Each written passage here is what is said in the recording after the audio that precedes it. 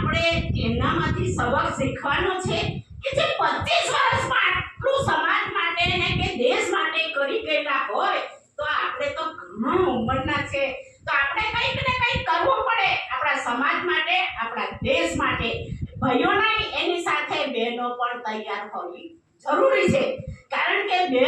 ગાડામાં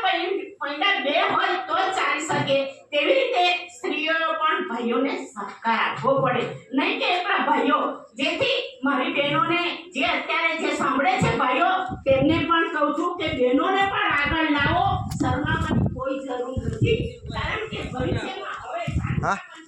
ઈલા નહીં હે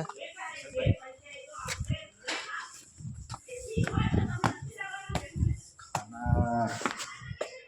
બની તો જીને છે બચાને પાણી પડે એ લગતા દારે જ આપણા તો